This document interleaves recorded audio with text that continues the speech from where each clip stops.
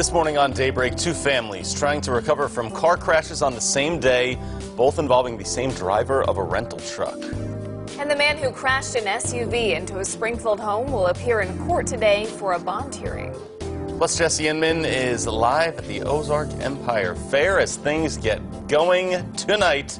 We'll have a preview for you coming up for you this morning on Daybreak. Well, good morning. What a shot there. It's Thursday, July 25th. I'm Lauren Barnes. And I'm Joe Morano. A lot of people probably enjoy seeing that sight, you know? We're in the middle of summer, the end of July right now, and you see those lights light up, and I think it's going to be a lot of fun the next 10 days. I think so, too. And I'm hoping, Elisa will say, that it's not like when you usually go to the fair, you're struggling to drink enough water to make sure the kids are okay. Yeah. I think today is going to be a good opening day. It's going to be really nice out there because, yeah, we'll keep that humidity at bay for today.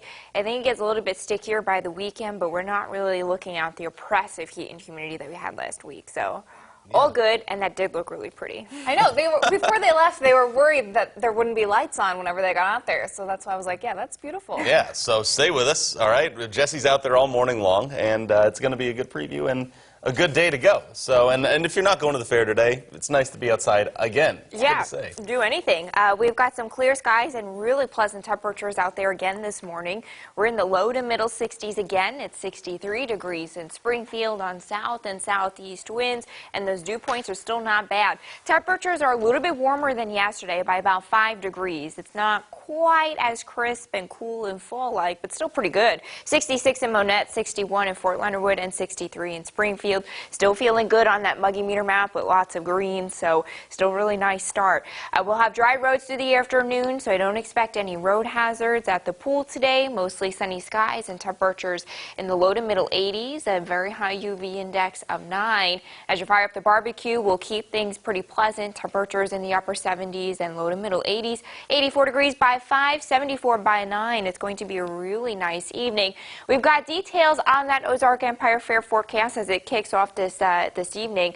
Then we have a gradual warming trend in the 7-day that brings us a warm and sticky weekend. Your forecast is up in 10 minutes. And it is that time of year again, the Ozark Empire Fair kicking off tonight. You'll have until August 3rd to indulge in all your fair favorites. Our Jesse Inman is live at the fairgrounds this morning, though. Jesse, what can we expect to see this year? You know, guys, many people like myself and people all over Springfield, all over the region, people all over the country, really, have this time of year circled on their calendar for the Ozark Empire Fair. And that really goes for whether or not you're a fair goer or if you're a vendor making this all happen, making it all possible. And we've already seen people stirring this morning. They're up early with us today, getting ready for the fair, which opens its gates at 4 p.m. today. But I'll tell you, I was out here yesterday, and, you know, people were putting the final touches on many of their stands, rides getting finished, putting together, getting those tested, ready to go. They are definitely ready out here. And for some, they have a routine down after coming out here for so many years. I talked to a lady named Tammy Hutchings who runs a snack stand here, and she's been doing it for over 20 years here at the Ozark Empire Fair, and she says that it's something she certainly looks forward to every year. We get the same people that come to us. There's people that like our stuff better than somebody else's, but, you know, I love watching the people out here. You meet different characters, all kinds of characters. Yep, that's for sure, you do. Lots of good characters out here at the Ozark Empire Fair. She's got that right. Certainly much to see here this year. You're definitely going to have to come here more than one day if you want to get it all, kind of the entire fair experience, get all of that in. They've got a sea lion show. We've got monster trucks. They've got a magic show that's inside the nice air-conditioned E-Plex. It's going to be nice today, but, you know, down the road might be a little hot, so that's something to enjoy inside to enjoy over the next few days. And we'll be talking to Aaron Owen at the end of our show today. He'll tell us about an act that they've finally landed after chasing it for 5 years, but we'll send it back to you guys. All right, Jesse, thank you. That root beer stand is catching my eye, too. We also have a local spotlight coming out of the Ozark Empire Fair this year.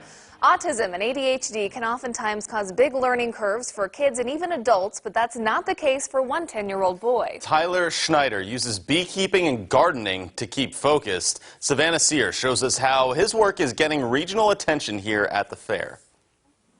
10-year-old Tyler Schneider loves gardening and beekeeping. He enjoys growing vegetables and fruits in his backyard and making honey. What are you growing in your garden over here? Over there? Over here. Well, tomatoes, peppers, eggplant, and lots of things like that. His mother, Andrea, introduced these hobbies to him.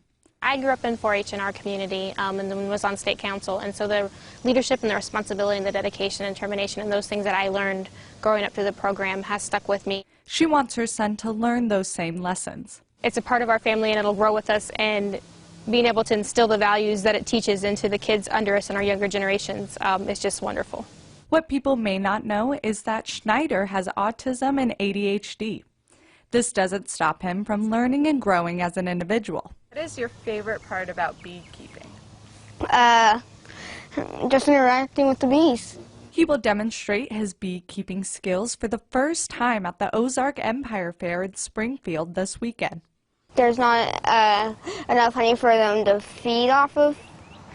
And the bottom part, I give them like a pollen patty or sugar water. When Schneider grows up, he hopes to continue his beekeeping and gardening skills in college. As long as he's learning and he's enjoying it, I just give him free rein and support him. Savannah Sear reporting there. You'll be able to see Schneider demonstrate those beekeeping skills Saturday at 6 p.m. We bring you some more local news. 2 crashes in one day, both involving a rental truck. Feels like a bad dream. One family says the driver of a rental truck that caused their crash was also the same driver that was involved in the hit and run that same evening, killing the 43-year-old Missouri State Security Manager Matthew T. Brown. The crash left Katie Stacy with broken ribs, a shattered arm, pelvis, collarbone, and tailbone. She's spending her birthday in the hospital recovering from the accident and says all she wants for her birthday is to catch the driver. It's taking so long. I need answers now, and I want this nightmare to be over. The driver of the stolen budget truck still has not been found. If you have any information about the driver, you should call Springfield Police or make an anonymous call to Crime Stoppers. You're right to know what's happening in your community here. The man who crashed an SUV into a Springfield home will appear at the Greene County Courthouse today for a bond hearing. Larry Applegate is charged with 3 felonies. The incident began in West Springfield when he fled from authorities in a stolen vehicle. Once the crash happened, it turned out Applegate just missed a teenage girl who was asleep in bed. We've been covering this story for months. Another 100-plus homes owned by Chris Gatley's 417 Rentals are scheduled to be auctioned off soon. The Greene County Collector's Office says Gatley owes more than $200,000 in property taxes. The 4 years of debt includes penalty costs and interest.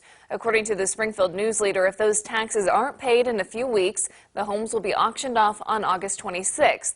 The same thing has already happened to hundreds of other homes when banks began foreclosing on Gatley's properties in March. Some families got to keep their homes, others did not. The property tax debt is dwarfed by the $19 million owed to 13 banks and $80,000 to Springfield for code violations. Gatley unsuccessfully filed for bankruptcy earlier this year and is still recovering from a gunshot wound in January. He was unavailable for comment yesterday. At his peak, Gatley owned 500 rental homes. Many of his tenants complained about poor living conditions. A Rogersville man convicted of securities fraud and felony stealing admits to another crime and gets an order from the Secretary of State. Roy Harris Jr. pleaded guilty to mail fraud from charges that he convinced people to invest more than $1 million in unregistered stock in his companies. The Secretary of State has now issued an order that stops him from operating unregistered in Missouri, and he also must pay more than $750,000 in restitution. He was previously convicted in 2002 for securities fraud and felony stealing. Still ahead for you this morning on Daybreak, a high-profile criminal has asked the president to be set free. Plus, Facebook earnings are out despite the company looking at a $5 billion fine. That's in your Money Watch. Stay with us.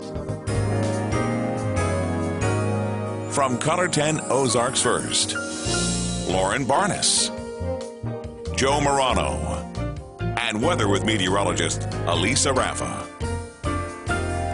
This is Color 10 News Daybreak.